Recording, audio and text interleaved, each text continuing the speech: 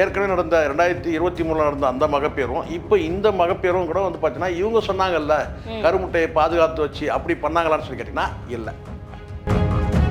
கருமுட்டையை நம்ம சேகரித்து வச்சுட்டோம், நமக்கு வந்து மகப்பேறு கன்ஃபார்ம், எப்போ வேணாலும் நம்ம மகப்பேறு அடைய முடியும் அப்படின்னு சொல்லிட்டு நீங்கள் ஒரு நம்பிக்கையில் இருக்கிறீங்க. 40 வயசு கூட நீங்கள் வந்து அந்த கருமுட்டை மூலமாக நீங்கள் மகப்பேறு எடுக்க அது ஃபெயிலியர் ஆச்சுன்னா என்ன ஆகும்? பருவம் அடைகிறாங்களோ அதே மாதிரி தான் வந்து இந்த மகப்பேரும் வந்து திருமணத்துக்கு பிறகு மகப்பேரும் வந்து இயற்கையாக அமையணும். இந்த ஆண் பெண் உறவுன்றது நீங்கள் வந்து சொந்த காலம் நின்ன பிறகு நீங்கள் வச்சுக்கலாமே. திருமணத்துக்கு முன்னாடியே வந்து உறவு வச்சுக்கலாம் சொன்ன சில தர்ம பத்தினிகளாம் இருக்கிறாங்க. கோடீஸ்வரம்லாம் வந்து வாரிசு இல்லாமல் இருக்கிறான். அப்போ அதுக்கே இங்கே தீர்வு சொல்ல முடியாமல் இருக்கும்போது முன்னேற்றத்துக்கு தடையாக இருக்குது. மகப்பேறு வந்து முன்னேற்றத்துக்கு தடைன்னு சொன்னால் இதை நீங்கள் வந்து ஸ்கேல் போட்டு திட்டமிட முடியாது. அவன் பொண்ணு கிடைக்காம சுற்றிட்டு இருக்கிறான் 10 வருஷமா. ஏற்கனவே இங்கே பல தருதலுக்கு இருக்குது. இது கல்யாணம் பண்ணிட்டு வந்து பார்த்தீங்கன்னா வந்து 6 மாதம் 6 வருஷம் கழிச்சு பிள்ளைய பார்த்துக்கலாம், ஜாலியாக ஊரை சுற்றலாம், இருக்கா இல்லையா? சினிமா துறையிலையுமே நிறைய சினிமா துறை அதுக்கு ஒன்று நீங்கள் சினிமா துறை போயிடுங்க. அதுதான் இப்போ அதான் எப்படியாவது இழுத்து விட்டு அங்கே அவனுங்கிட்ட நோட்டீஸ் வரணும். எனக்கு ஒரு விஷயம் மட்டும் நான் சொல்கிறேன், நீங்கள் என்ன சொந்த காலில் நீங்கள் நின்னாலும் நான் இப்போ சொல்கிறது கொஞ்சம் வலிக்கும் உங்களுக்கு. எப்படி இருந்தாலும்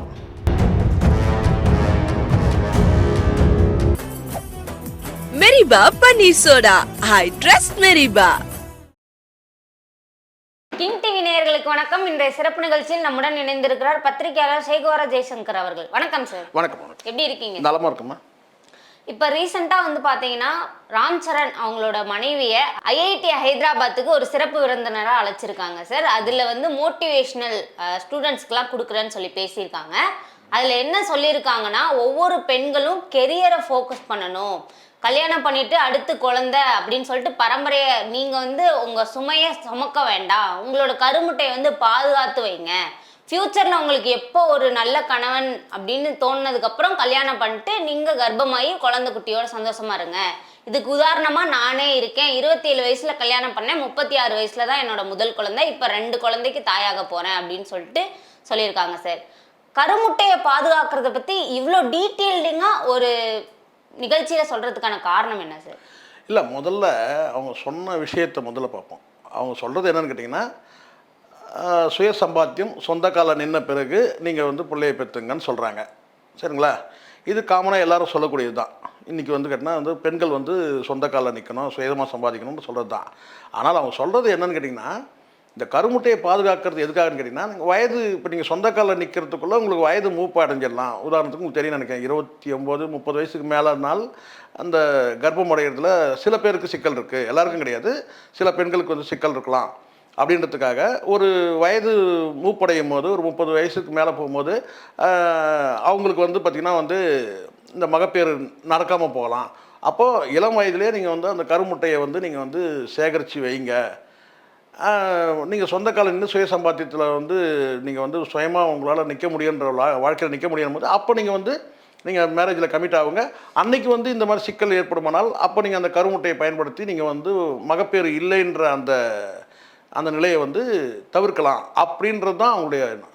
இப்போ என் கேள்வி முதல்ல என்னென்னு கேட்டால், ஃபஸ்ட்டு கேள்வியே என்னுடைய கேட்டிங்கன்னா, இது வந்து ஒரு என்ன சொன்னா ஒரு அட்வைஸாக பெண்களுக்கு சொல்கிறாங்க அப்படின்றத அப்படி சொல்லிட்டு அப்படி கேட்டுட்டு அப்படி கடந்து போயிடலாம். இப்போ நான் என்ன கேட்குறேன்னா, இப்போ இவங்க சொல்கிறாங்க இல்லையா, நான் வந்து 2011 கல்யாணம் பண்ணிட்டேன், 10 ஆண்டு காலத்துக்கு பிறகு தான் நான் மகப்பேறு அடைஞ்சேன்னு சொல்கிறாங்க ஒரு முதல் பிள்ளைக்கு. இப்போ அட் ப்ரெசண்ட் வந்து 2 பிள்ளைகளுக்கு வந்து இந்த 25 வந்து 2 பிள்ளைகளுக்கு வந்து அவங்க வந்து சுமக்கிறாங்கன்னு சொல்கிறாங்க. சரிங்களா? இப்போ நான் கேட்குறது என்னென்னு கேட்டிங்கன்னா, இந்த மகப்பேறு ஏற்கனவே நடந்த 2023 நடந்த அந்த மகப்பேரும் இப்போ இந்த மகப்பேரும் கூட வந்து பார்த்தீங்கன்னா இவங்க சொன்னாங்கல்ல கருமுட்டையை பாதுகாத்து வச்சு அப்படி பண்ணாங்களான்னு சொல்லி கேட்டிங்கன்னா இல்லை. இதுதான் முதல்ல ஃபஸ்ட்டு பாயிண்ட். சார் பெரிய ட்விஸ்டாக இருக்கு. ஆமாம், இப்போது ஒரு விஷயத்தை நான் சொல்கிறேம்மா, அதை நான் வந்து அனுபவிச்சிருக்கணும்ல, அதை அனுபவித்து சொல்கிறதுன்னு ஒன்று இருக்குது, ஒரு படிப்பறிவின் மூலமாக சொல்கிறதுன்னு ஒன்று இருக்குது. ஒரு மருத்துவராக அவங்க வந்து இதுதான் அப்படின்னு சொன்னாங்கன்னா அது ஓகே. ஆனால் நான் வந்து சுய சம்பாத்தியம் பெற்ற பிறகு தான் நான் வந்து குழந்தையே பெற்றுக்கிட்டேன், கல்யாணம் பண்ணிக்கிட்டேன். ஆனால் நான் வந்து 10 ஆண்டு காலம் காத்திருந்துக்கிட்டேன்னா நான் வந்து சுயமாக சொந்த காலில் நிற்கணுன்ற அந்த நின்ன பிறகு தான், அந்த நிலையை எட்ட பிறகு தான் சுய சம்பாத்தியம் வந்து சுயமாக என்னை வந்து வாழ்க்கையில் தக்க வச்சுக்கிட்ட பிறகு தான் நான் வந்து மகப்பேருக்கு போனேன்னு சொன்னால் அது வேற.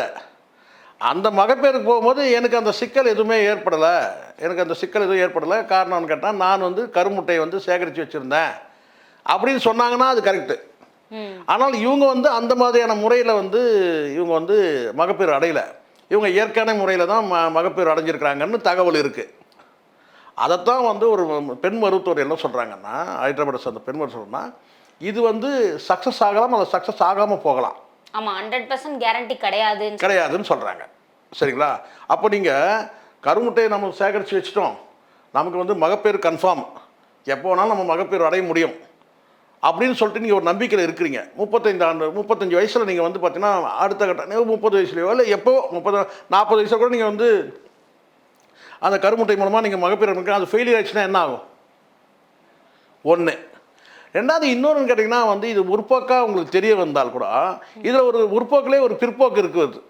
இது முற்போக்கிலே இது ஒரு பிற்போக்கு இருக்குது. என்னென்னு கேட்டிங்கன்னா மகப்பேறு என்பது வந்து பெண்களுடைய வளர்ச்சிக்கு தடை அப்படின்னு வந்து சொல்கிற மாதிரியும் இருக்குது. மகப்பேறு என்பது லைஃப்பில் வந்து பார்த்திங்கன்னா வந்து அது ஒரு பார்ட். இங்கே வந்து என்னென்னு கேட்டிங்கன்னா உடனே நம்ம ஆண்கள் பக்கம் பாயக்கூடாது. ஆண்கள் இல்லாமல் ஒரு பெண் வந்து பார்த்திங்கன்னா வந்து அது ஆண் நேரடியாக வந்து உறவு வச்சுட்டாலும் சரி, அல்லது வந்து பார்த்திங்கன்னா அவனுடைய வந்து இல்லைனாலும் வந்து பார்த்திங்கன்னா வந்து மகப்பேறு அடைய முடியாது. அப்போது வந்து ஒரு வந்து மகப்பேருக்கு வந்து ஒரு ஆண் தேவை தான். ஆனால் அவனால் வந்து சுமக்கிற வேலை அவனுக்கு இல்லை. இது வந்து யாருடைய குற்றம்? இது இயற்கையோட குற்றமா இல்லை இறைவன் குற்றமா? அது நீங்கள் யார் வேணாலும் நீங்கள் எடுத்துங்க, எப்படி வேணால் எடுத்துங்க. ஆனால் வந்து இங்கே ஒரு பெண்ணுக்கு வந்து அந்த மகப்பேறு என்பது வந்து பார்த்தீங்கன்னா என்ன சொல்கிறது, அது ஒரு ஸ்டேஜ். அது அந்த ஸ்டேஜ் வந்து பார்த்திங்கன்னா வந்து எப்படி வந்து ஒரு பெண் வந்து பருவமடைகிறாங்களோ அதே மாதிரி தான் வந்து இந்த மகப்பேரும் வந்து திருமணத்துக்கு பிறகு மகப்பேரும் வந்து இயற்கையாக அமையணும். நீங்கள் இதில் என்னன்னு கேட்டிங்கன்னா உங்கள் பெண் முன்னேற்றத்துக்கு தடையாக இருக்குன்னு சொன்னால் நீங்கள் திருமணத்தை கூட நீங்கள் சொல்ல முடியும்ல. நான் என்ன சொன்னேன்னு கேட்டிங்கன்னா இந்த ஆண் பெண் உறவுன்றது, இந்த செக்ஸுன்றது நீங்கள் வந்து சொந்த காலம் நின்ன பிறகு நீங்கள் வந்து செக்ஸ் வச்சுக்கலாமே அப்படி சொன்னால் எப்படி இருக்கும்? அது எவ்வளோ அபத்தமாக இருக்கும்? தப்பாக தான் பார்ப்பாங்க. அது தப்பு தானே. அதே மாதிரி தான் வந்து கேட்டிங்கன்னா வந்து இப்போ நீங்கள் சொல்ல முடியுமான்னு கேட்டிங்கன்னா வந்து சில பெரிய பெரிய ஞானிகளாக இருக்கிறாங்க, உங்களுக்கு தெரியும் யார் சில பேர் சொல்லியிருக்காங்கன்னு கேட்டிங்கன்னா செக்ஸுக்கும் வந்து பார்த்திங்கன்னா வந்து கணவன் மனைவி உறவுக்கும் பெரிய இது ஒன்றும் கிடையாதுங்க. கணவன் மனைவியாக இருக்கணும் அவசியம் கிடையாது. திருமணத்துக்கு முன்னாடியே வந்து உறவு வச்சுக்கலாம் சொன்ன பிற அறிவாளிகள்லாம் இருக்கிறாங்க இங்கே. இது சில தர்ம பத்தினிகளாம் இருக்கிறாங்க. நான் அந்த கட்டத்துக்கு போவே இல்லை. வாழ்க்கையில் வந்து சில ஒழுக்க நடைமுறைகள் வந்து பருவமடைகிறது, குறிப்பிட்ட காலத்தில் வந்து திருமணம் முடிக்கிறது, அதுக்கப்புறம் மகப்பேறு அடைகிறது, இதெல்லாம் அந்தந்த காலகட்டத்தில் நடக்கணும். இங்கே நமக்கு வந்து பார்த்திங்கன்னா வந்து இயற்கையாகவே தள்ளி போகுது அப்படின்னு சொன்னாலே அதுக்கே இங்கே போராடிட்டு இருக்கிறான் பல பேர். இது இன்னைக்கு ஏன் தெருவாக வந்து ஐவிஎஃப் இருக்குது சொல்லுங்கள், எப்படி இருக்குது சொல்லுங்க. சந்து பொந்தெல்லாம் வச்சுருக்கான் ஐவிஎஃப் மார்க்கெட். இது மாதிரி கவுச்சி கடை மாதிரி இன்னும் கொஞ்ச நாள் போனால் இது பெட்டி கடை மாதிரி திறந்துருவான். அது வந்து உங்களுக்கு வந்து அதுலேயே இந்த அவநம்பிக்கைலாம் இருக்குது, அதுலேயே ஸ்கேம் இருக்குங்கிறான், என்னென்னமோ சொல்கிறான். அவங்களுக்கு தெரியும் நினைக்கிறேன். அதுதான் அந்த வழக்கு 23 சொல்லி ஒரு படத்தில் காமிச்சிருப்பாங்க. அதில் எவ்வளோ வந்து ஸ்கேம்லாம் நடக்குதுன்னு சொல்லிட்டு. அது நான் சொல்கிறது இயற்கையாகவே தள்ளி போகுதில்ல, அதுக்கே தீர்வு காண முடியல. கோடீஸ்வரன்லாம் வந்து வாரிசு இல்லாமல் இருக்கிறான், கோடியாக பணம் இருக்குது, ஆனால் வந்து பார்த்தீங்கன்னா வந்து மகப்பேறு அடைய முடியல.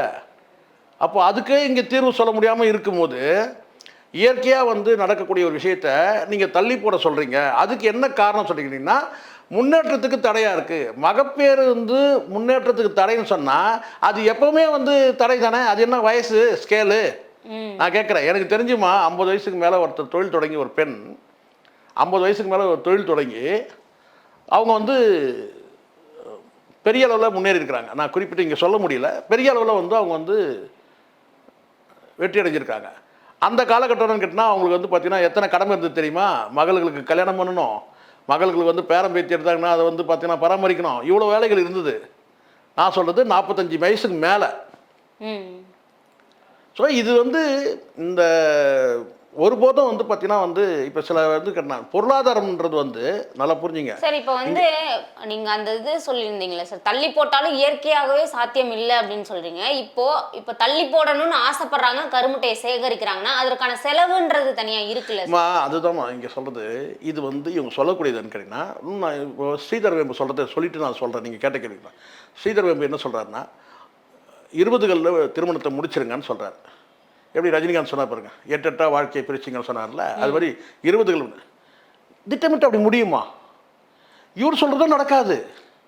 ஆண்களுக்கு திருமண வயது 21 இல்லைம்மா, அது சட்டப்பூர்வமாக நீங்கள் சொல்கிறீங்கம்மா, சட்டப்பூர்வமாக நீங்கள் சொல்கிறீங்க 21 கூட. நான் 20கள்ன்றது அது மீனிங் அதுதான். 20கள்ன்றதுன்னு கேட்டால் 21லேருந்து நீங்கள் எடுத்துங்க, வந்து 29க்குள்ளே முடிங்க. 20கள்னு சொன்னான்னா அந்த 20 வயசில் 23, 24, 25, 27 இதுக்குள்ளே முடிச்சிருங்கிறாரு. 30க்கு போகாதீங்க, 30க்கு போகாது, அதுக்குள்ளே முடிங்கன்றாரு. காரணம் கேட்டிங்கன்னா அப்போ தான் வந்து ஸ்டெம் ஸ்ட்ராங்காக இருக்கும், வந்து பார்த்தீங்கன்னா ஹெல்த் வைஸாக நல்லா இருப்பாங்க. அப்படி அது கூட எண்ணமாக இருக்கலாம், அல்லது வேறு சில காரணமாக இருக்கலாம். நான் சொல்ல வருது எதுன்னு கேட்டிங்கன்னா, இதை நீங்கள் வந்து ஒரு ஸ்கேல் போட்டு திட்டமிட முடியாது. அவன் பொண்ணு கிடைக்காம சுற்றி இருக்கிறான் 10 வருஷமா. இது நீங்கள் இதெல்லாம் அதாவது நான் சொல்ல பாருங்க, ஒவ்வொரு காலகட்டத்தில் நீங்கள் வந்து பெண் பார்க்க ஆரம்பித்தா கூட அது வந்து நீங்கள் இன்றைக்கி ஆரம்பிச்சிங்கன்னா 3 வருஷம் கழிச்சு பொண்ணு அமையும். அதான் 90s கிட்ஸ் பொண்ணு கிடைக்கலன்னு சொல்கிறாங்க. அதுதான் அதுக்கு காரணம் என்ன காரணம் தெரியுமா? அதுக்கு என்ன காரணம் சொல்லுங்கள், என்ன காரணம்? கெரியரில் அப்படி கிடையாது, பொண்ணு கிடைக்கலாம் கிடையாது, பொண்ணு இருக்குது. பொண்ணோட அந்த பிறப்பு எண்ணிக்கை வந்து குறைஞ்சிருச்சு. ஏன்னா 30 ஆண்டு காலத்துக்கு முன்னாடி பெண் சிசு கொலைன்றது பெருசாக இருந்தது. 40 வயசுக்கு முன்னாடி வரதட்சணை வந்து பார்த்திங்கன்னா வந்து ஒரு பொண்ணை கட்டி கொடுக்கணுன்னா வந்து பார்த்திங்கன்னா வந்து பொருளாதார ரீதியாக வந்து கட்டினா வரதட்சணை கொடுமை பெருசாக இருந்தது. அதனாலேயே பயந்துக்கிட்டு பெண் சிசு கொலைன்றது வந்து நடந்தது. பெண் என்றால் பாரம் அப்படி இருந்தது. கிராமங்களில் வந்து பார்த்திங்கன்னா கள்ளிப்பால் வச்சு கொண்டானுங்க. சிட்டியில் வந்து பார்த்திங்கன்னா சைலண்ட்டாக காலி பண்ணானுங்க. அதுக்கப்புறம் தான் சட்டம் கொண்டு வந்து ஆனா பெண்ணா என்பதை தெரிவிக்கக்கூடாதுன்னு சொல்லி ஒரு சட்டமே, கடுமையான சட்டம் கொண்டு வந்தாங்க. அந்த காலகட்டத்தில் வந்து பார்த்திங்கன்னா பெண் ரேஷியோ குறைஞ்சிருச்சு. அதுக்கப்புறம் வந்து குடும்ப கட்டுப்பாடுன்னு வரும்போது பார்த்திங்கன்னா வந்து 2 குழந்தைகள் போதும் போது பார்த்திங்கன்னா 2 ஆண் குழந்தைகள் பார்த்திங்கன்னா 3வது வந்து பார்த்திங்கன்னா பெண் பிறந்தணும்னு சொல்லிட்டு கட் பண்ணிட்டான். இது 2 பெண் குழந்தை பிறந்தா 3வது ஆண் குழந்தை பிறந்து சொல்லி ரிஸ்க் எடுக்கிறவங்க இருக்கிறான். தெரியுமா உங்களுக்கு? அதுதான் நான் சொல்கிறேன். 2 ஆண் குழந்தை பிறந்து கேட்டால் 3வது தேவையில்லைன்னு சொல்லி வந்து கட் பண்ணுறான். 3வது பொண்ணு பிறந்துடும் சொல்லிட்டு கட் பண்ணுறவங்க இருக்கிறான். ஒரு பெண் ஒரு ஆண் இருக்கட்டும்னு நினைக்கிறவங்க கூட 2 ஆண் குழந்தை பிறந்துச்சுன்னா 3வது வந்து ரிஸ்க் எடுக்கணும், பெண் குழந்தை பெற்றுக்கலான்னு வந்து யாரும் போகிறதில்ல. ஆனால் இதே 2 பெண் குழந்தை பிறந்துச்சுன்னா 2வது பெண் ஆகிடுச்சா 3வது ட்ரை பண்ணி பார்க்கலாம் ஆண் குழந்தைக்குன்னு சொல்லி போகிறவங்க இருக்கிறான். இதனால வந்து பெண்களுடைய இந்த பிறப்பு எண்ணிக்கை குறைஞ்சதுனால இன்னைக்கு சிக்கி தவிக்கிறானுங்க. யார்? இந்த 2K கிட்ஸ்லாம். 2K கிட்ஸ்லாம் ஜாலியாக தான் சார் இருக்காங்க. அவங்களுக்கு பொண்ணு ஈஸியாக இல்லைம்மா, நான் சொல்கிற மாதிரி இல்லைம்மா, நீங்கள் சொல்கிறது கேட்டினா பல பேருக்கு வந்து கஷ்டப்படுறானுங்க. நான் சொல்கிறது வந்து 90 கிட்ஸ் கூட நீங்கள் எடுத்துங்க. நீங்கள் அப்படி சொன்ன நினைக்கிறீங்க. 90 கிட்ஸ் மட்டும் கிடையாது, 2K கிட்ஸ் அதான் நிலமை. ஏன்னா இன்றைக்கி ரெண்டோட கட் பண்ணுறாங்க இல்லையா, அதனால் சொல்கிறேன் நான். குடும்ப கட்டுப்பாடு வரும்போது பார்த்தீங்கன்னா 2 ஆண் பிள்ளைகள் பிறக்கிறவங்களுக்கு அடுத்து பெண் குழந்தைகள். அப்போ பெண்களுடைய எண்ணிக்கை வந்து குறைஞ்சிச்சு. இன்றைக்கி ஒரு ஆண் இருக்கிற இடத்துல வந்து பார்த்திங்கன்னா வந்து முன்னாடி 3 பெண் இருந்தாங்க, இப்போ 2 இருந்தாங்க, இப்போ 1 தான் இருக்குது. அப்போ அந்த 1 என்ன செய்யுதுன்னு கேட்டிங்கன்னா இவனா அவனான்னு சூஸ் பண்ணுற இடத்துல பெண்கள் வந்துட்டாங்க இன்றைக்கி. அதுக்கப்புறம் அதுக்கு மேலே உங்களுக்கு பார்த்திங்கன்னா நிறைய படிச்சுட்டாங்க. முன்னாடி இவன் தான் டிகிரி வச்சுட்ருப்பான். என்னென்னு கேட்டால் காலத்தை தூக்கி வச்சுப்பான். என்னென்னு கேட்டால் நான் MCOM, MSc, MEd இப்படி நிறைய. ஆனால் வந்து பார்த்தீங்கன்னா BE, BTechன்னு. இப்போ பெண்களே வந்து பார்த்தீங்கன்னா அவங்க என்ன கேட்டினா நீங்கள் கேட்டினா நான் வந்து BAன்னு கேட்டேன், நான் MAன்றாங்க. இது அந்த அளவுக்கு பெண்கள் படிப்புலேயும் முன்னேறிட்டாங்க. அதனால் இதெல்லாம் இந்த இடத்துல எப்படி வந்து நீங்கள் நினைக்கிறீங்களாம்மா எல்லாமே வந்து ஸ்கூல் ஸ்டடீஸு காலேஜ் ஸ்டடீஸோடு முடியும்னு நினைக்கிறீங்களா? பல பெண்கள் அது இந்த இந்த இந்த பெண்ணுக்கு தெரியலன்னு நினைக்கிறேன், ராம் சாரோடைய மனைவிக்கு தெரியலன்னு நினைக்கிறேன். நீங்கள் சுய சம்பாத்தியம்னு நீங்கள் சொல்கிறீங்க, நீங்கள் வந்து அது கம்பெனி வச்சுருக்கலாம், இல்லை வந்து ஒரு நிறுவனத்தை தொடங்கலாம், பிஸ்னஸ் பண்ணலாம், அதெல்லாம் வர படிக்கிறவங்க நான் சொல்கிறது கேட்டினா வந்து வழக்கறிஞர்களாக இருக்கிறாங்க, மருத்துவர்களாக இருக்கிறாங்க. எந்த வயசில் மருத்துவராக 25 வயசில் வந்து பார்த்தீங்கன்னா டாக்டர் ஆகிடுறாங்க. அவங்கெல்லாம் வந்து ப்ரொஃபஷனல் பண்ணிட்டு தானே இருக்கிறாங்க. ஆனால் அதுக்கப்புறம் அவங்க ப்ரொஃபஷனல் ஒரு பக்கம் இருந்தாலும் கூட எல்லா ப்ரொஃபஷன் ஒரு எக்ஸாம்பிள் தான் நான் சொல்கிறேன், எல்லா விதமான ப்ரொஃபஷனல் பண்ணாலும் கூட அவங்க அந்த மன வாழ்க்கையில் ஈடுபட்டு தானே இருக்கிறாங்க. அப்போது இந்த இடத்துல வந்து கேட்டால் பெண்களுடைய முன்னேற்றத்துக்கு வந்து மகப்பேறு என்பது தடைன்னு சொல்ல முடியாது. ஏன்னா இன்றைக்கி வந்து மெட்டர்னிட்டி லீவுன்னு ஒன்று கொடுக்குறாங்க, அதோடு சேர்ந்து ஆண்களுக்கு பெட்டர்னிட்டி லீவுன்னு ஒன்று தராங்க. மனைவி கர்ப்பமுற்றிருந்தால் வந்து பார்த்தீங்கன்னா மனைவி கூட இருந்து பராமரிக்கிறதுக்கு ஆண்களுக்கு பெட்டர்னிட்டி லீவுன்னு ஒன்று இருக்குது. ஸோ இவ்வளோ இருக்கும்போது பார்த்தீங்கன்னா இந்த இடத்துல இவங்க சொல்ல வர்றது என்ன சொல்ல வரான்னு கேட்டினா, அவங்களுடைய லைஃபோ இல்லை வந்து வேறு யாருக்கா வந்து வந்து இவங்க சொல்கிறது பயன்படும். நிச்சயமாக நான் இல்லைன்னு சொல்லலை. சில நிர்பந்தங்கள் காரணமாக வந்து மகப்பேறு தள்ளிப்படக்கூடிய சூழல் ஒரு சில பேருக்கு இருக்குது. அதை நம்ம எடுத்துக்க முடியும். அது எப்படின்னு கேட்டால் சொல்ல முடியாது. ஒரு சிலருக்கு வந்து கட்டாயம் வந்து மகப்பேறு தள்ளி போடணும், ஒரு குழந்தைய சுமக்க முடியாத கூட சில பெண்கள் இருப்பாங்க. அப்போ ஹெல்த் வைஸாக வந்து பார்த்தீங்கன்னா இப்போ நீங்கள் வந்து கர்ப்பம் விட்டிங்கன்னா அது வந்து உங்களுக்கு வந்து பிரச்சனை தரலாம், அவங்களுக்கு இருக்கலாம். இல்லை ஆண்களுக்கு ஒரு பிரச்சனை இருக்கலாம், ஹெல்த் வைஸாக இருக்கலாம், அல்லது வந்து எக்கனாமிக்கலாக இருக்கலாம், இல்லை வேறு ஏதோ ஒரு வகையில் வந்து பார்த்தீங்கன்னா இண்டிவிஜுவல் ஒருத்தருக்கு வந்து பார்த்தீங்கன்னா தள்ளி போடக்கூட சொன்னால் அவங்க வந்து இதை பண்ணிக்கலாம், அவங்க பண்ணலாம். எனக்கு தெரிஞ்சு ஒரு பத்திரிகையில் படித்தேன்னு கேட்டினா, மகனுடைய வந்து ஆக்சிடெண்ட்டில் இறந்த மகனுடைய விந்தணு எடுத்து தாய் வந்து கருவை சுமந்த ஒரு இது கூட படித்தேன் நான். தன்னுடைய மகன் நினைவாக வந்து அந்த விந்தணு எடுத்து தாய் வந்து கர்ப்பம் தரிச்சதை வந்து நான் பத்திரிகையில் படிச்சிருக்கிறேன். ஸோ இது வந்து என்னென்னா, இது வந்து ஒவ்வொருடைய தனி மனிதர்களுடைய, இப்போ ஸ்ரீதர் இவங்க சொல்கிறதையும் நம்ம புறந்தள்ள முடியாது, இவங்க சொல்கிறதையும் புறந்தள்ளும். யாருக்கு அது தேவையோ அவங்க பண்ணிக்கலாம். ஆனால் இது வந்து ஒரு தனிப்பட்ட ஒரு விஷயத்தை வந்து தனிநபர் சார்ந்த ஒரு விஷயத்தை கொண்டு வந்து நீங்கள் பொதுமைப்படுத்தும் போது அப்போ விமர்சனங்கள் வரதான் செய்யும். வருதா இல்லையா? இப்போ விமர்சனங்கள் எப்படி வருது? இவங்க கல்யாணத்தை ஒரு ஆப்ஷனாக வச்சுக்க சொல்கிறாங்க, கருமுட்டையை சேகரிக்க சொல்கிறாங்க அப்படின்ற அப்படி ஆயிடுது. என்னன்னு கேட்டால் என்னங்க இயற்கைக்கு முரணா இவங்க இயற்கைக்கு மாறான விஷயத்தெல்லாம் சொல்லி இன்னும் ஏற்கனவே இங்கே நாட்டில் நிறைய தருதலைகள்லாம் இருக்குது. இவங்க வந்து என்னுடைய பாயிண்ட் என்ன கேட்டால் இது பரீட்சார்த்த முறையில் அவங்களே பண்ணாத போது சாமானிய மக்களுக்கு சாத்தியம் இல்லைல்ல சார். சாமானிய மக்களுக்கு சாத்தியம் இல்லைன்றது கன்ஃபார்ம். நீங்கள் சொல்கிறது நான் ஏற்றுக்கிறேன். ஏன்னா மருத்துவ செலவினங்கள்னு ஒன்று இருக்குது, இதை வந்து சேகரிக்கிறதுன்னு கேட்டேன். ரெண்டாவது நான் என்ன கேட்டேன்னா, இதுக்கு வந்து அவசியமே இல்லைன்னு நான் சொல்கிறேன். சாமானிய மக்களுக்கு அவசியமே இல்லை. ஏன் சொல்லுங்கள், ஏன் சொல்லுங்கள்? அங்கே 3 வேளை சாப்பாடே அங்கே பெரும் போராட்டமாக இருக்குது. இது 3 வேளை சாப்பாடே அங்கே வந்து போராட்டமாக இருக்குது. அவனால் வந்து இந்த மாதிரியான மருத்துவ வசதிகளை பயன்படுத்திக்க முடியுமா? முடியாது. இன்றைக்கி பல பேர் வந்து சொல்லுவாங்கம்மா, என்கிட்ட மட்டும் ஒரு 5 லட்ச ரூபா 10 லட்ச ரூபா வந்து கேட்டால் நான் ட்ரீட்மெண்ட் எடுத்து நான் வந்து மகப்பேறு அடைஞ்சிருப்பேன், ஆனால் என்கிட்ட வந்து பணம் இல்லை, அதனால் நான் வந்து அந்த மகப்பேறு எனக்கு வாழ்க்கையில் இல்லாமையே போயிடுச்சு, ட்ரீட்மெண்ட்டு கூட என்கிட்ட பணம் இல்லாமல் போயிடுச்சு அப்படின்னு கூட சொல்கிறவங்களாம் இருக்கிறாங்க.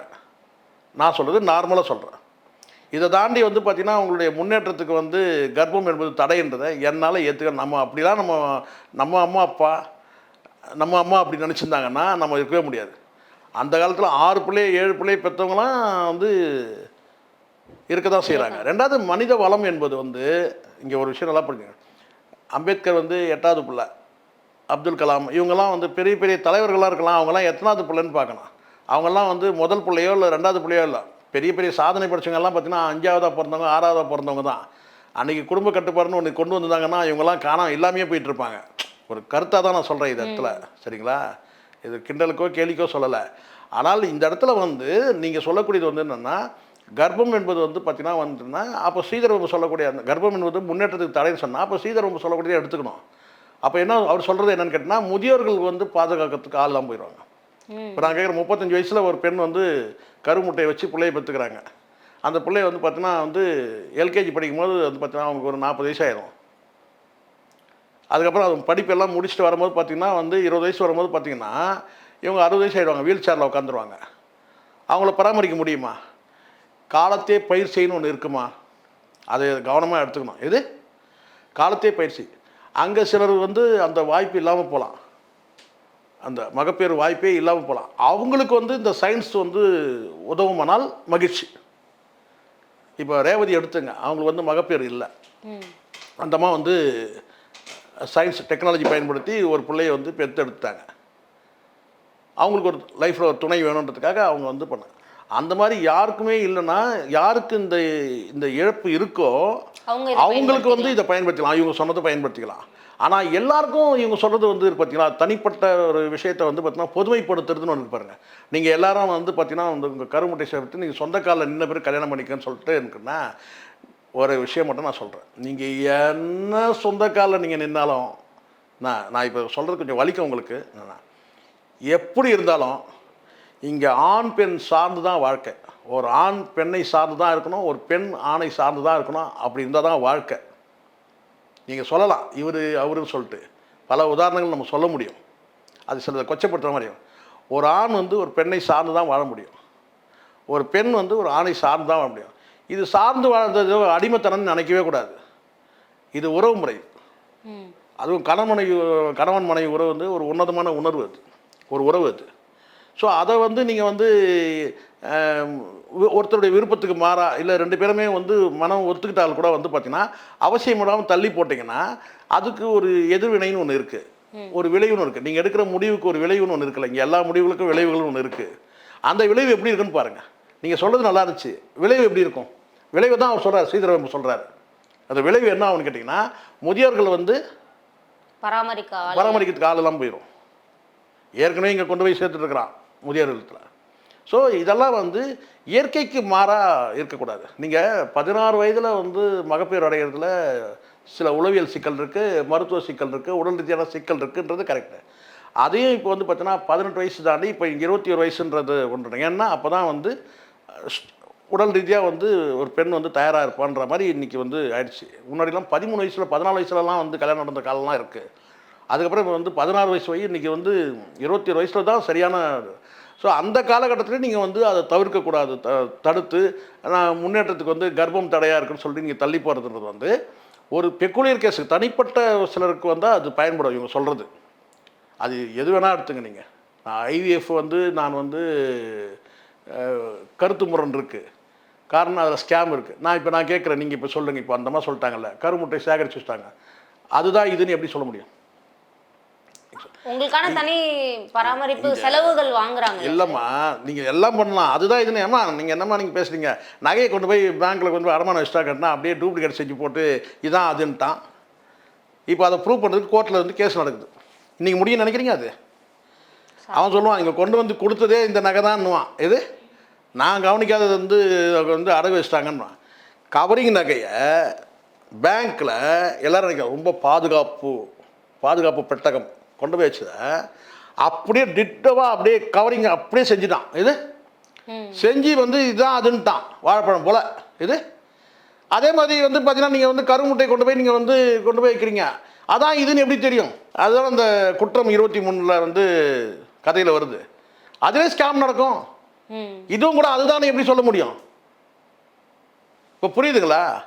இங்கே மருத்துவ முறைகள் நான் சொல்கிறேன், மெடிக்கல் முறைகள் எல்லாமே வந்து கண்கட்டி வித்தையாக இருக்குது. முன்னாடிலாம் டாக்டருக்கு வந்து இப்போ தான் தெளிவாக எழுதுகிறாங்க. முன்னாடிலாம் எம் போட்டு விவேக் பாணியில் சொன்னால் எம் போட்டு நீட்டாக எழுதுங்கன்னா மெட்டாசின், இது அப்படி தான். இது இப்போ டி போட்டு நீட்டாக எழுதா டோலோ, இது அப்படி தான் எடுத்துக்கணும். மருத்துவம் என்பது வந்து இன்னும் வந்து டிரான்ஸ்பரண்ட்டாக இல்லைம்மா பல விஷயங்கள். அப்போ இதெல்லாம் நம்ம வந்து பரிட்சார்த்த முறையில் செய்கிறதெல்லாம் சாத்தியம் கிடையாது. மெடிக்கல் வந்து பார்த்தீங்கன்னா இதில் வந்து மெடிக்கல் மாபியாக்கள் நிறைய வந்துட்டானுங்க. மருத்துவ ரீதியாக நமக்கு வந்து பார்த்தீங்கன்னா மக்களுக்கு வந்து இன்னும் விழிப்புணர்வு இப்போ தான் மெல்ல வந்துட்டுது. விஜயகாந்தால் ஓரளவுக்கு வந்தது. இது அந்த ஹாஸ்பிட்டலில் அந்த ஸ்கேம் கட்டினா பாருங்க ரமணால, அந்த மாதிரி இது வந்து பல வந்து ஸ்கேம்கள் இன்னும் நடந்துட்டு தான் இருக்குது. போன வாரம் ஒருத்தர் புலம்புறாரு, இந்த பக்கத்தில் தான் இருக்குது, அந்த ஹாஸ்பிட்டல் நடந்த விஷயத்த சொல்கிறாரு. என்ன செய்ய முடியும்? அவர் புலம்புறதெல்லாம் நான் கேட்டுக்கிட்டேன், அவ்வளோதான். சார் இதெல்லாம் பேச முடியாது சார்ன்ட்டேன். இதெல்லாம் பேசணுன்னா நாளைக்கு கோர்ட்டு கேஸுன்னு வரும், பேச முடியாது. காரணம் என்னென்னா இன்றைக்கி அப்படி நடக்குது.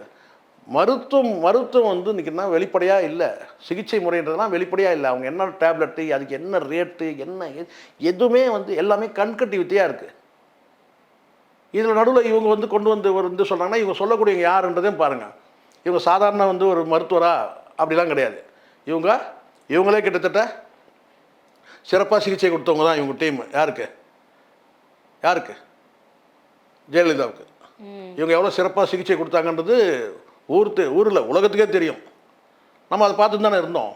ஸோ அதனால் சொல்லக்கூடியவங்க யாருன்றதையும் பார்க்க வேண்டிய சூழ்நிலை இருக்கா இல்லையா? சொன்ன விஷயம் என்ன, சொன்னது யாரு, சரி சொன்னவங்க வந்து பார்த்தீங்கன்னா அதை பரிட்சார்த்த முறையில் பண்ணாங்களா? யாரை சொல்கிறேன்? இதெல்லாம் உபாசனை தான் சொல்கிறேன். இப்போ இதெல்லாம் பார்க்கணும்ல, எல்லாத்தையும் நம்ம பார்க்கணும். சொன்ன விஷயம் பார்க்கணும், சொன்னது யாருன்னு பார்க்கணும், அதை வந்து அவங்க வந்து பரிட்சார்த்த முறையில் அவங்க செஞ்சுருக்கிறாங்களான்னு பார்க்கணும். அப்போது எல்லாமே வந்து பார்த்தீங்கன்னா வந்து இங்கே வந்து புரியாத புதிராவே புதிராக தானே இருக்குது. நீங்கள் சொன்ன மாதிரி இருந்தால் இது வந்து ஒருவேளை ஹாஸ்பிட்டல் ஏதோ கொஞ்சம் டல்லாக போயிட்டு இருந்தா ஒரு வேலை, ஒருவேளை இப்படி ஒரு வசதி இருக்காமே. ஏற்கனவே இங்கே பல தருதலுக்கு இருக்குது. இது கல்யாணம் பண்ணிட்டு வந்து பார்த்தீங்கன்னா வந்து 6 வருஷம் கழிச்சு பிள்ளைய பார்த்துக்கலாம், ஜாலியாக ஊரை சுற்றலாம். இருக்கா இல்லையா? சினிமா துறையிலையுமே நிறைய சினிமா துறை அது ஒன்று. நீங்கள் சினிமா துறை போயிடுங்க. அதுதான் இப்போ அதான் எப்படியாவது இழுத்து விட்டு அங்கே அவனுக்கிட்ட நோட்டீஸ் வரணும் எனக்கு, அதானே? இல்லை சினிமா துறையிலம்மா எல்லா இடத்துலையும் இருக்குங்கம்மா, தருதலைங்க எல்லா இடத்துலையும் தான் இருக்குது. சினிமா துறையில் தான் கிடையாது, எல்லா துறையிலும் இப்படி ஒரு எண்ணம் வந்துடுச்சுன்னா இதுதான் நான் சொல்கிறேன். இங்கே இயற்கைக்கு மாறாக எதுவும் நடக்கக்கூடாது. இதெல்லாம் அந்தந்த காலகட்டத்தில் நடக்கணும். சரிங்களா? ஆத்திரம் வரும்போது வெளிப்படுத்தணும் இல்லையா? போயிடணும். ரஜினி சொன்ன மாதிரி தான் சொல்கிறேன், நான் ஒன்றும் தனியாக சொல்ல. இது அப்படி தான் சொன்னார். அது மாதிரி அந்தந்த நேரத்தில் அதுக்கு வந்து பார்த்தீங்கன்னா வந்து நீங்கள் கல்யாணம் பண்ணிக்கிறதுன்றது கேட்டால் செக்ஸுக்கான வடிகால் தான். ஏன்னா கண்ட இடத்துல போய் மேயக்கூடாதுன்னு ஒழுக்கப்படுத்துறது தான் கல்யாணன்ற முறை. மேரேஜ் சிஸ்டம்ன்றது அற்புதமான சிஸ்டம். அதுக்கு பிறகு இந்த மகப்பேறுன்றதெல்லாம் வந்து பார்த்தீங்கன்னா அந்தந்த காலகட்டத்தில் நடக்கணும். நீங்கள் இந்த இடத்துல வந்து நான் டெக்னாலஜி படிச்சுட்டேன், நான் சயின்ஸ் படிச்சுட்டேன், அதை படித்தேன், இதை படித்தேன்னு சொல்லிட்டு இங்கே வந்து இயற்கைக்கு மாறான கருத்தை சொல்லி அது யாருக்கு போகணுமோ அவங்க பயன்படுத்திட்டோம், அவ்வளோதான். அது எதுவானா இருக்கட்டும். இதுவரை எங்களுடன் பல்வேறு கருத்துக்களை பகிர்ந்தமைக்கு நன்றி சார். நன்றிமா. Meriba Paneer Soda. I trust Meriba.